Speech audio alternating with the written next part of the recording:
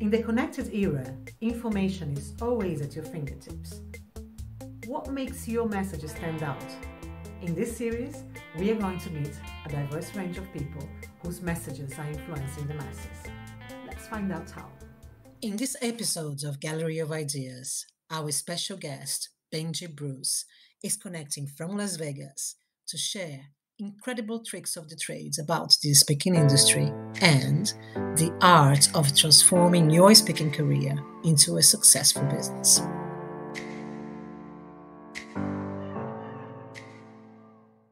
Benji, welcome to Goy Connect, the Gallery of Ideas, this space on the internet where we interview amazing people, brilliant minds like yourself. I've been following you for a long time, and I admire the way you share your knowledge, the way you express your ideas. It's such an honor to have you here with us today. Thank you so much for joining us.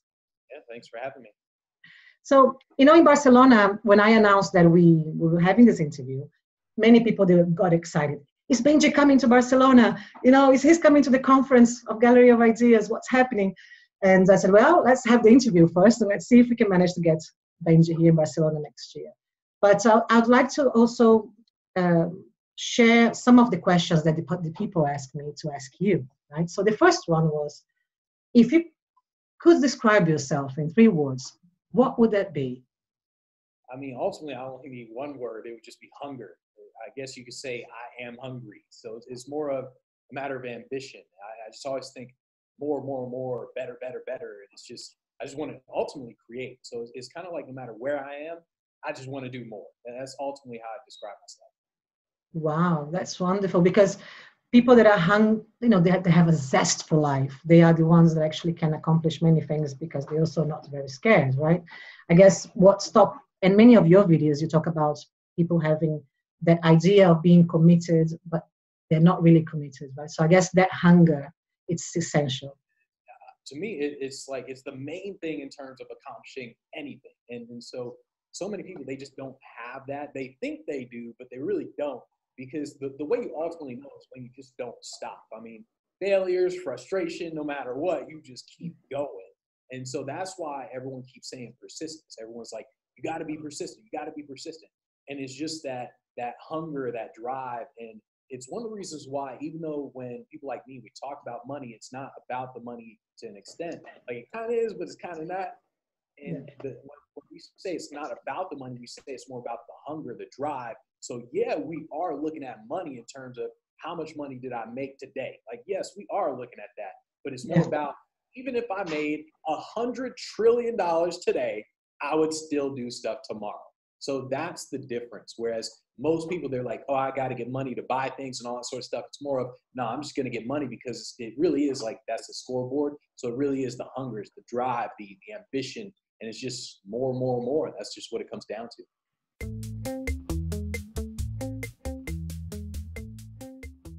Oh yeah, I had a lady that asked me, what's the motivation behind everything you create? You do so many videos, you have your academy, you're helping people, you're speaking business.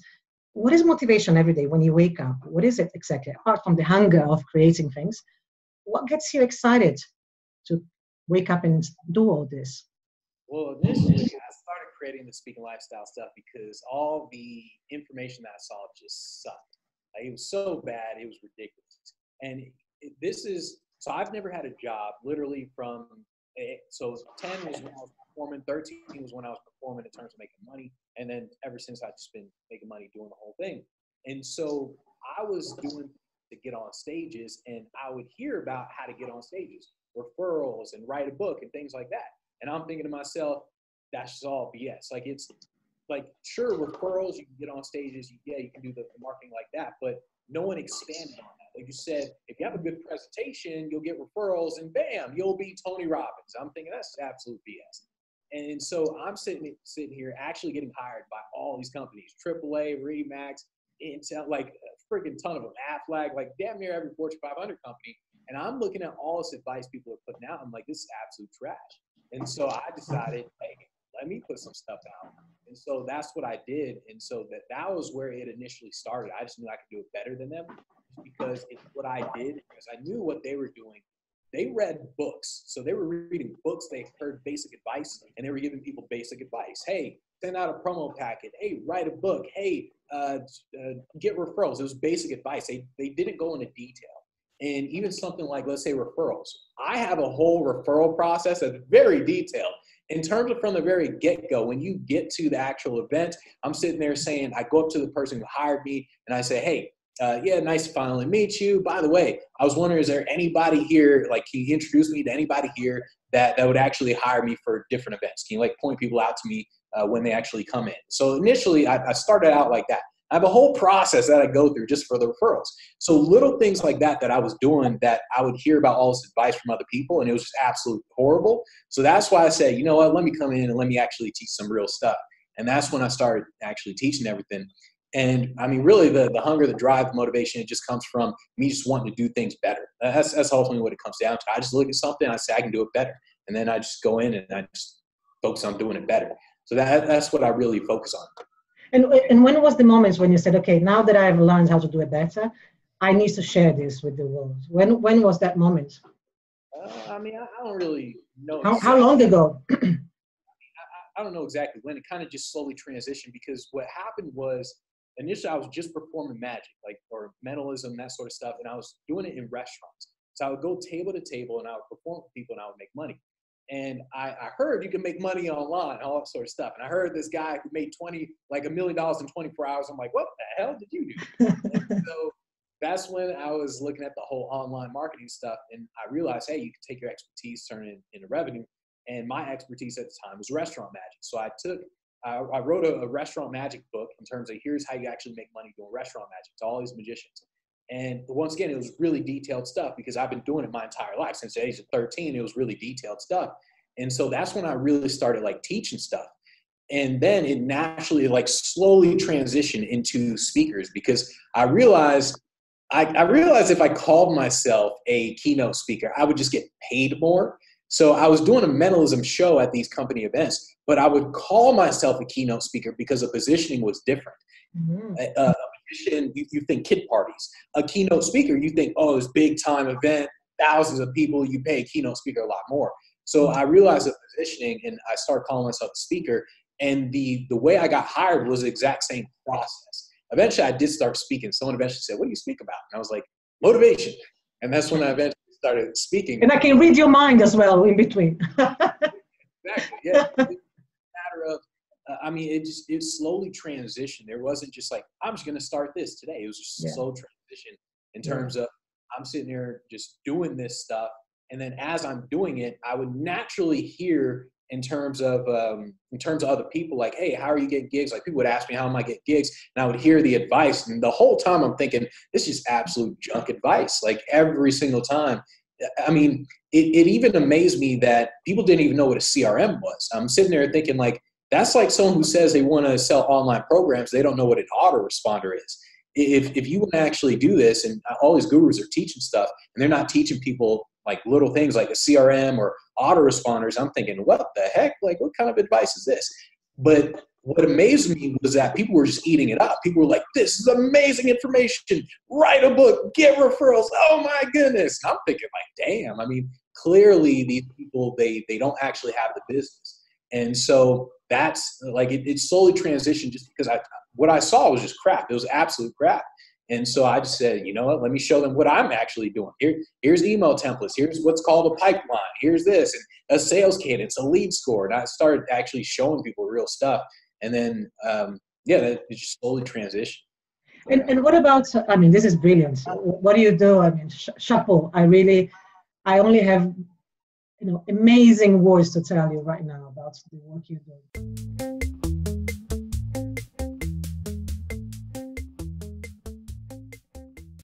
Now, at the same time, when we are in the public speaking business, in the entertainment business, especially doing videos online, there's a lot of people criticizing, right? I'm sure you get many of those weird comments. And how do you react to that?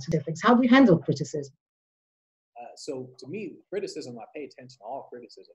But in terms of the haters, if they just say something stupid, I just don't pay attention to them. So one of my favorite books is The Fountainhead by Ayn Rand. And in that book, so there's the good guy and the bad guy. The good guy, he's this architect, and he's like building these amazing buildings. And the bad guy, he's essentially trying to destroy this good guy's reputation. And he's actually doing a really good job at it. Like, I mean, a really good job. Everyone in the world basically hates the architect. He literally puts the guy basically out of business. And then one day they meet up, and the good guy, his name's Howard Rourke, and the bad guy is Tui. And so the bad guy, he goes up to Rourke, to the good guy, and he says, hey, be honest. It's just you and me. Tell me, what do you think? The good guy, Rourke, he looks at him and says, but I don't think of it. And he walks off. And I was like, damn. Like when I read that, I was like, my goodness. And that's ultimately what I do with like haters in terms of, I don't think of them. I'm not sitting there engaging in them, like literally nothing. It's if someone posts something dumb, like really dumb, I'll delete it. If they do it again, I'll block them. So it's more of, I'm just not engaging in any way. If people criticize, I look to see like, what are they saying? Because the problem that a lot of people have is they don't know how to accept criticism. They pay attention to how someone says something instead of what they specifically says or say. And I don't really care. I always tell people I don't have to like you to learn from you. I don't like none of that. So it doesn't really matter how someone says anything. If I see a way to improve based on what they say, I'm going to figure out, all right, let me implement that in my business. And so it doesn't matter who's saying it, how they say it. If it's anything I can improve, I'll take it. If it's flat out stupid, I'll delete it and then just move on. I don't think of it, like I don't think of them in any way. And so that's the thing is, you need to have some kind of thick skin, right, to survive in this kind of media entertaining.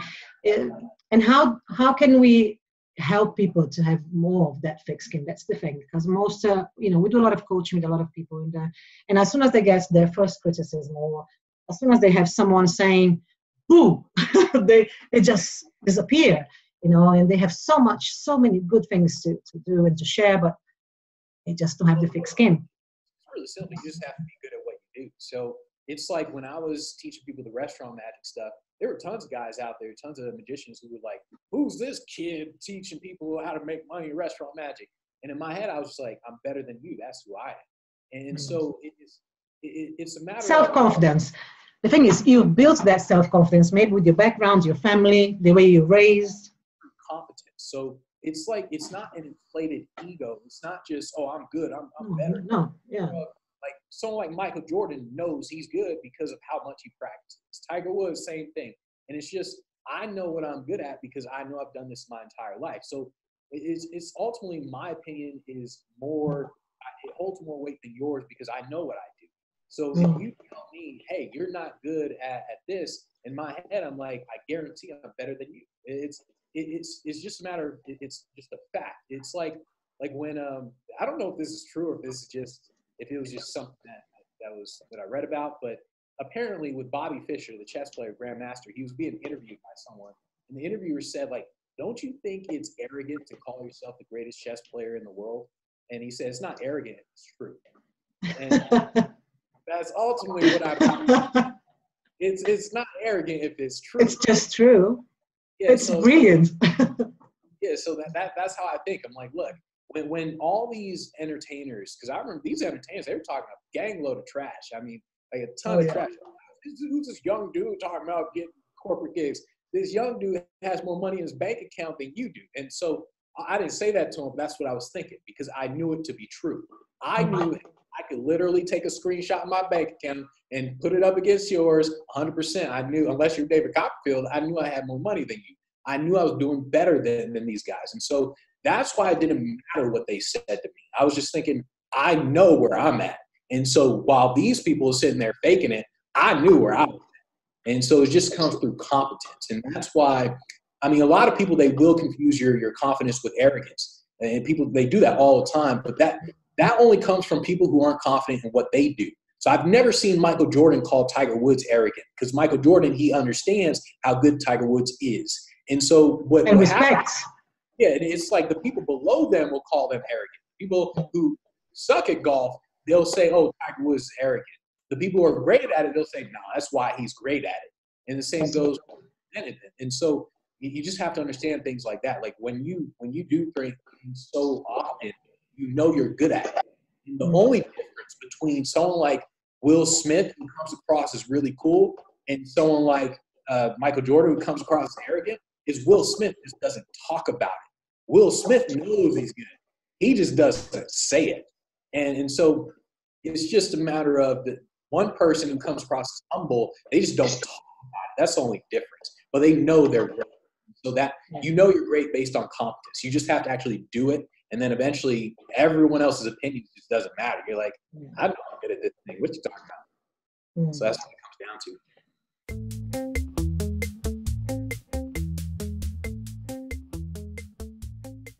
So another question from someone else from Barcelona, but it's actually from Italy. He lives here, an Italian guy. He asked, do you believe that you, in the old saying, that you put your money where your mouth is? Yeah, I mean, it's put your money and your time where your mouth is. So that's what I believe. It's like, it's not just money, but it's your money and your time. So when people do that, you know that, hey, they're actually kind of committed to doing the thing. So yeah, pretty much. Because there is one video that you talked about at the beginning when you didn't know a lot about adverts and all these things, that you lost a lot of money, right? But you said, well, if I wanted to be in this business, I have to take risks and I have to really commit and I have to find a way to learn this thing. So many people say, I wanted to do that. I wanted to be creating this new company, or I wanted to be doing this kind of business, but they don't really put that much effort and they don't really invest because they're cheap, as you said, maybe because they just scared and then they never get out of that loop. So based on your experience and the way you share it, how do you see, what is the probability that people go more, like which side are they? They go more into that, they're really scared of investing in what they're saying they wanted to do, or it's just a matter of, I'm cheap. I don't know. Yeah, and that's why, like I say, your money and your time, because sometimes you literally do not have the money. That's why you invest the time. And so that's why, like in the beginning, I invested my time in terms of all day, every day I was cold email. And yeah, like when you spend money, it just demonstrates how serious you are about this thing. And that's all what happens when you're spending money. That's why everyone keeps telling you they're not going to give away their programs for free, because I used to have the same mindset. Like, hey, I mean, if your program's so good, how about you give it to me for free? And then when I get the results, I'll pay you from the results. Yeah. And what happens is it's more of the mindset of anything you get for free, you literally do not value. People say, yeah, I know that. But then spend any money. And it's just one of those reasons in terms of you got to put your money and your time where your mouth is, because if you don't, you literally aren't that serious. And that's why I tell everyone, if you're building a personal brand, you're not spending money on advertising, you're not that serious, because that's how you build your personal brand. If you are speaking, if you want to get on stage and you're not spending your time doing outreach, you're not that serious. So it's a matter of, your money and your time. And also the whole no excuses mode, because people are like, but I got a job and I don't have money. It's like, shut up. No one cares. So it's one of those things like, you put your money where your mouth is, because that'll show how committed you really are. And Benji, you also talk a lot about how come this guy, is able to make 10 grand in a speaking gig, and this other one maybe just a grand, right? And the difference between a speaker that managed to get a really well-paid gig, do you believe it's also because of not only the time that he's spending on this, but also the value that he's bringing to the table, that it's different, or it's pure marketing for you? It's pure the way that this person works his image? Because there's one of your videos you talk about, the marketing process, the image, the process, and all this. So do you think that someone that doesn't know how to market this, himself or herself well, but has amazing content and amazing value to contribute, do you believe this person still can get higher paid gigs? You're absolutely screwed if you have amazing content, you don't know how to market. Like, absolutely screwed, because that's what happened to me back in the day so I was performing, and there was this other guy. So we were at a house party, and there was this other magician there, and I'm sitting there wondering, like, this dude, he's no better way better than this guy. But after talking with him, I realized he was doing way more gigs than me for higher prices, everything. And it was just because he was better at marketing. And so the same goes with speaking, everything. The difference between the $10,000 speakers and everybody else, and the $15,000, $20,000 speakers, they're just better at marketing. It has zero to do with your content. And so, like, literally, when I say zero, I mean zero. It has nothing to do with your content. People think that just because they provide value that they're going to actually get a high fee. It has nothing to do with that. When you get a high fee, the higher up your fee goes, the more it depends on who you are, not what you say. So someone like Gary Vaynerchuk, it doesn't matter what he says. The dude gets paid 200 grand for his speech because of who he is. His value isn't what he says. His value is that he brings people to the event just because they announce Gary Vaynerchuk is at our event. That's the value. So if you want someone who can really give insane amount of value, you hire practitioners in terms of, look, this person actually works in the business. Here's what they literally do. Like, you hire the IT guy, and the IT guy, he'll be up on stage boring as all hell, but he will provide value. But that's not what people are looking for. It's always the best marketers who win. And so it's like, you have to remember that people don't know how much value you have until after they've already paid you. So when people, let's say they're looking for a speaker, they're Googling motivational speaker, leadership speaker, sales speaker. They're looking at your website, your videos and everything like that. They're not watching all your stuff, by the way. They're not looking at your podcast. They don't have time for all that stuff. They glance at your stuff. And then they see, okay, this person, yeah, he looks like a $10,000 speaker. Okay. The package looks good. Yeah, they just look at it and they say, okay, bam, this is literally first impressions. And then if they think that, then they'll maybe watch a video, maybe two. They really do not watch a lot of your stuff. And then from there, once again, they haven't watched your entire speech. They don't have time to do that. Even if you post it online, they don't watch your entire speech. They don't know what value you provide. And so that's why you have to communicate that in like a split second. When people go to your websites and all that, you have to learn how to communicate that. It's really, really fast. And that's why I keep telling people, like, if you want to get paid $10,000, you have to look like a $10,000 speaker. And that's what it ultimately comes down to. It's brilliant. I love that. The first time I heard you saying that, I was like, yes, it's so true. It is so true. In everything. It's not only in the speaking business, in every business that you are in.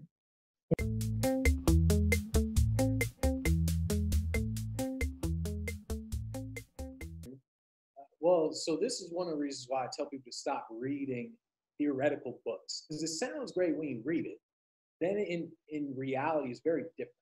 So think about it like, okay, the newsletter, getting people to opt into a newsletter. How do you do that? You interrupt them with an ad. That's how you get people to sign up to a newsletter. And so if you are, I think what he did, the problem that I have with that book is when I read it, I was like, this is great. When I thought about it, when I actually started really marketing, I was like, this is actually, it did the same thing the law of attraction did. It communicated the wrong thing. It basically, people with permission-based marketing, they think in terms of, I'm only going to do things that get people to come to me. I'm not going to spend money on ads, that sort of stuff. And it made people really passive with their marketing. And the more passive you are in any type of business, the more likely you're going to lose.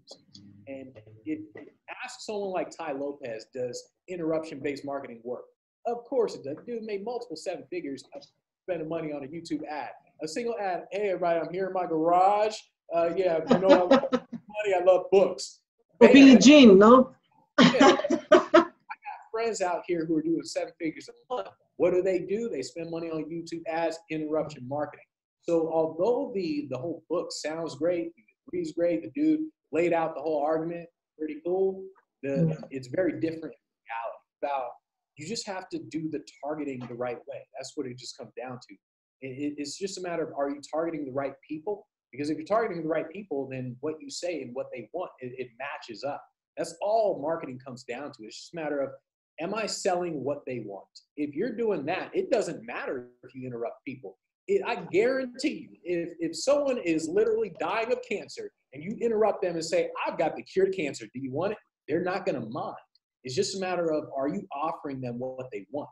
On the other hand, if you say, hey, I've got the cure to cancer, and you're saying it to someone who's good, they don't have cancer, like, nah, I'm good. And then you keep saying, hey, I got the cure to cancer. No, I'm good. Then they're going to get pissed off. And so it's the same message. You're saying the same thing. I've got the cure to cancer. One person's getting pissed off at you. The other person's like, you're freaking God's gift to earth. And so it's just a matter of targeting. And that's all marketing is. And so what he did with the book is he made everyone think advertising was just bad. Advertising is not bad. In fact, if there were no advertising, everything like Facebook, Instagram, you'd have to pay a couple $100 to be on that thing. So you have to have advertising, one. But two, if you're not willing to advertise, you're going to lose to people like me, to friends who are doing 7 figures a month, Ty Lopez. You're going to lose the people like us because we are advertising. We're saying, here's our message. We're going to put it in front of the people who want the thing. And then that's it. That's just what it comes down to. Same goes with the whole like outreach. Cold calling, cold emailing, that is insanely interruptive. But it's also a thing that allowed me to hit 7 figures. So it's the same thing in terms of all these people are talking about, yeah, only permission-based marketing. You can do only permission-based marketing, but while you're struggling to do your thing, I'm sitting here interrupting people getting things done because I'm way more aggressive than you in business. And that's really what it comes down to. And honestly, I don't mind that people believe in the permission-based marketing because it's like what my brother said when someone asked him about gay guys. They were like, what do you think gay guys? And he was like, hey, I love gay guys. I love gay men. The more men that are gay, the less competition for me. And so it's very similar to that. I'm like, hey, believe all you want in terms of permission-based marketing, in terms of not spending money on advertising. Believe that all you want because less competition for me. That just means there's more people like Ty Lopez who are going to make 7 figures, or like my friend, 7 figures a month in terms of spending money on advertising because they're not afraid to interrupt. Wow. It's so nice to see your take, into the whole thing. And plus, I miss America, this mentality and this drive, it's like, in Europe, things are a little bit slower, as you probably know. You've been here a few times. So no, you got to think in terms of they're slower for the people who aren't at the top.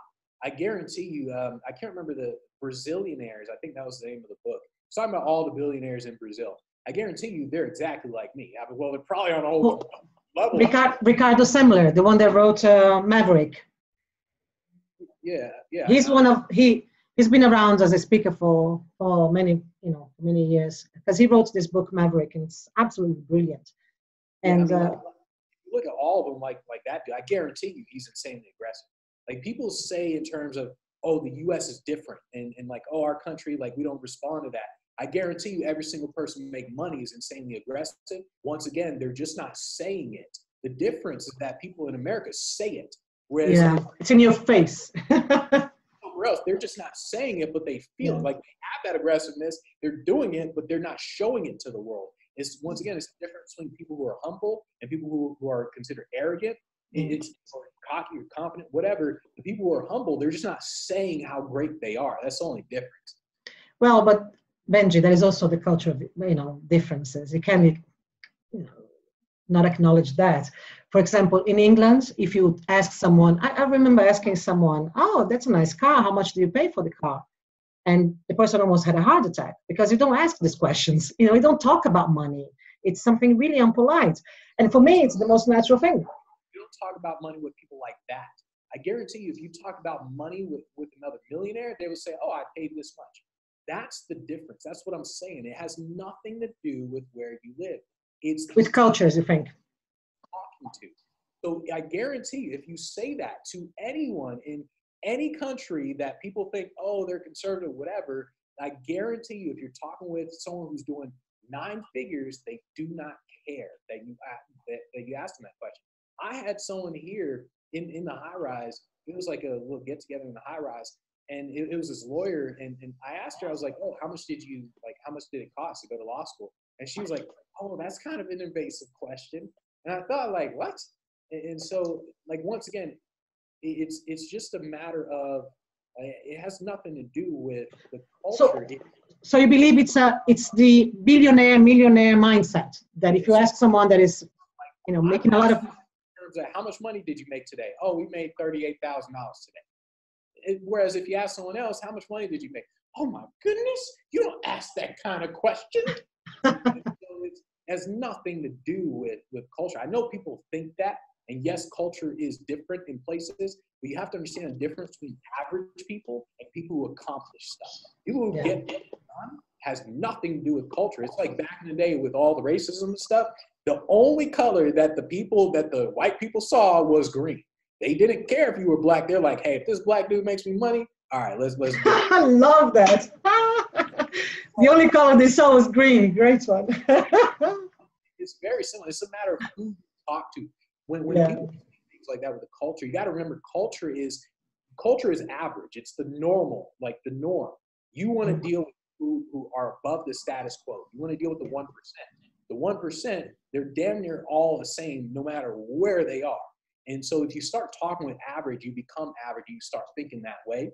That's why I don't like talking with regular people, but because they put you down as well, right?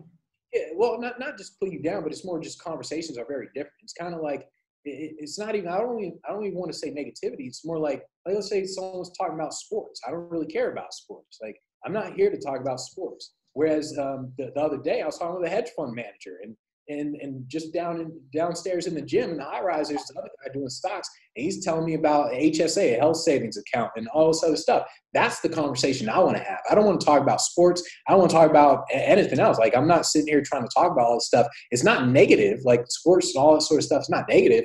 I'm just not interested in it. It's not where my mind is, and so that's the difference. And so, but that person, yeah. Sorry, go on.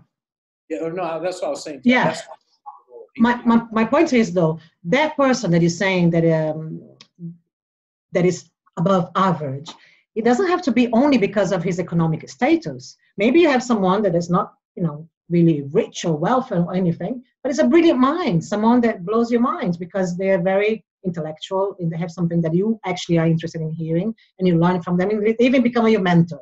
You could have, so from what you're saying, for me, tying the whole thing with kind of like economical level, it's very limited to say that only people that are making 7 figures are the ones that are going to give you a nice and interesting conversation. Like Einstein, he didn't make 7 figures, at least I don't think so. But like Einstein, someone like him, he wouldn't be offended if someone said, hey, I don't know, whatever they want to talk about. I mean, I guess you can't really talk about anything physics with it, but still, like, he wouldn't be offended by normal people's stuff. And he doesn't want to talk about normal stuff. So it's just a matter of you talking with people who are above average instead of just regular people. So in the mind, so you agree it's not an economical status, it's a mind state, it's a mindset. It just so happens that people with the economic status usually have the different minds. That's why I tend to talk about the money. So it's almost like anyone who's really good at what they do, they tend to have a very great mind. That's why Einstein, he was just good at great at what he did. Someone like, I don't know what Tiger Woods has a ton of money, but let's say like anyone who's really good at what they do, they tend to have a great mind just because there's a level of detail required to be great at what they do. And so they focus on that level of detail. They don't focus on all this stupid stuff that other people are doing. And so that's where they're above average. Yeah.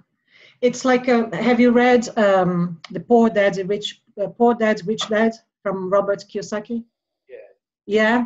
The same concepts that are in that book. It was very interesting, his take on the way he was not financially educated by his poor dad, which was a brilliant man. He was a PhD professor and so on at the university. And the rich dad actually gave him the financial mindset, the financial freedom to see the world in a different way. So I guess when you get to that stage, I understand what you're saying. Don't get me wrong. I'm just challenging a little bit. But I understand what you're saying. So people like this, it's very hard to actually have a conversation, a normal conversation with, for me, it doesn't matter if it's someone poor or rich. It's just, it becomes difficult when you are in a certain level, your mindset is looking for something deeper. For example, for me, it's more the intellectual part. I'm always looking to have a conversation that is going to take me somewhere, where I can teach something, learn something. There is always an interaction that way. If I'm not teaching anything, if I'm not learning anything, then I'm not interested at all in a conversation. It's kind of numb for me. Now, you're saying you don't like to talk about sports. So, there are many other subjects that you could not enjoy talking. But again, going back to the points where for me, it's not an economic status situation. It's a question of finding the right person that's connecting with you at that level that you're looking for. Yeah, to me, it's just a matter of, just like my mind is focused on growing the business. So if you're talking about anything other than business, I tune out a lot of times. Like that's one of the reasons why, I only talk with a certain type of people. And once again, if I were to be, let's say, a basketball player, I would only focus on that. Like if other people were talking to me about stocks and hedge funds and real estate, I'd be like, not interested. Stop talking about it. And stuff. So absolutely. Once again, it's just a matter of where's your mind at, and then you become obsessed with that thing. Absolutely.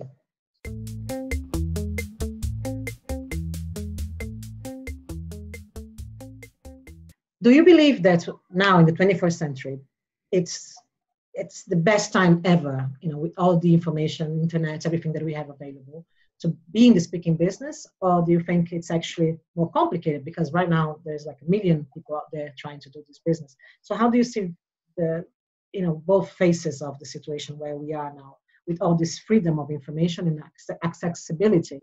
You know, before, maybe someone to get a gig needs to have an agency, someone that would book them through that agency, but now everyone is reachable. So how do you say this? Is this a bless or a curse? Well, I think whatever you believe to be true becomes true for you. So if you think it's going to be harder because there's more competition, then it's going to be harder. If you think it's going to be easy, it's going to be easier. Like, to me, it doesn't really matter in terms of competition, none of that. It's just a matter of, do I want to do this? All right, I'm going to crush it. That's all it comes down to. If anything, if there's no competition, that's a sign that it's a bad thing, because it's a sign that there's no industry. Yeah, it's like, that's a bad thing. So if you're afraid of competition and you try to build a business, you're going to lose. Like, you got people out there like me, like freaking, who are insanely competitive. If you're afraid of competition, don't go into business.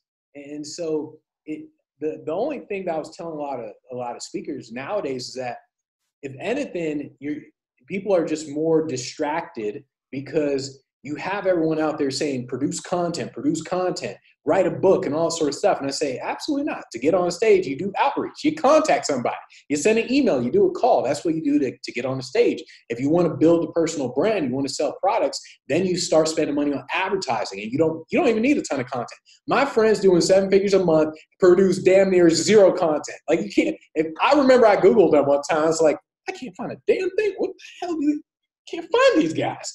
And so, and like, honestly, if I didn't actually see it for myself, I never would have believed how much money they were making. Instead, all they did, they said, here's our one webinar. We're going to spend a gang load of money every month on advertising to this one webinar to sell a product. And they had 0 content. So that's all. That's essentially, it's one of the things that, like, a lot of speakers nowadays, they're getting all this information, like, they're being bombarded with stuff, like, produce content, write a book, do outreach, cold email, do this, do that. And, like, they're just being bombarded with stuff.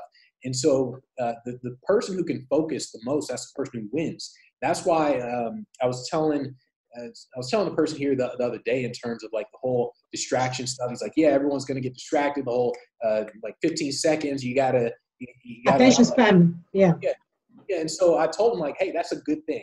It's a good thing for the people who can focus, because what's going to happen is everyone gets distracted real quick and they won't be able to focus. The people who can focus, they're going to be the ones who are getting things done.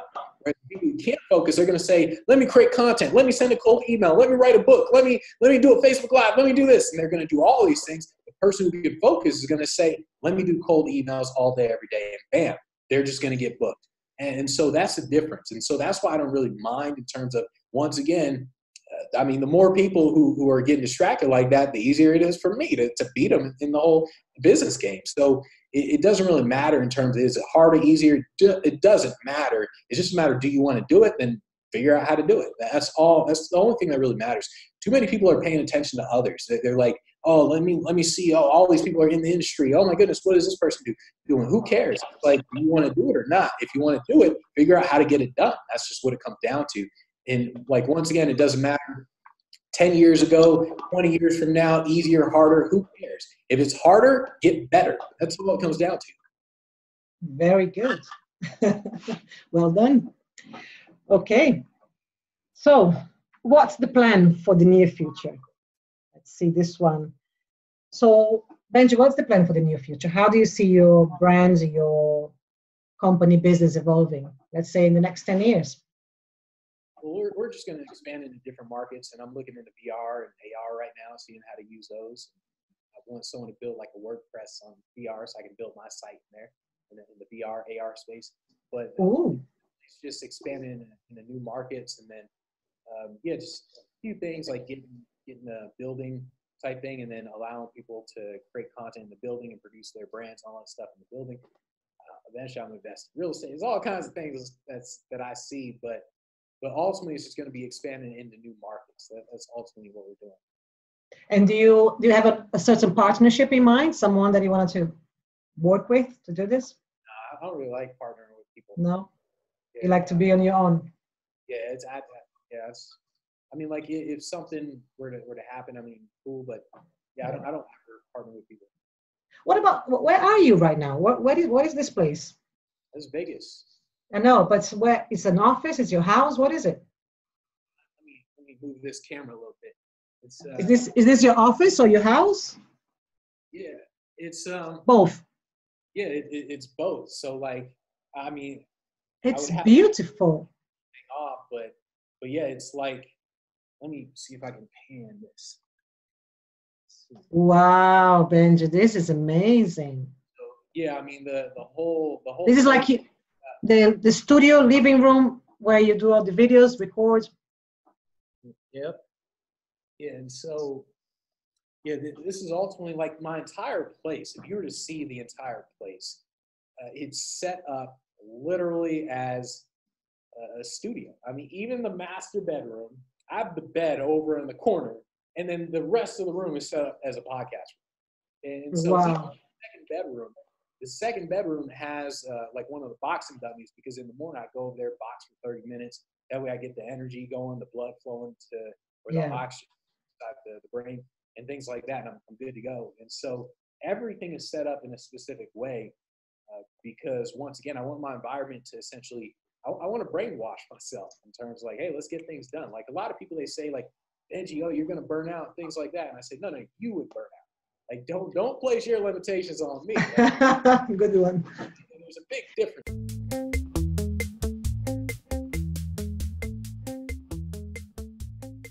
Do you, obviously, what a question for you now. Do you Google yourself? I mean, maybe like once a year.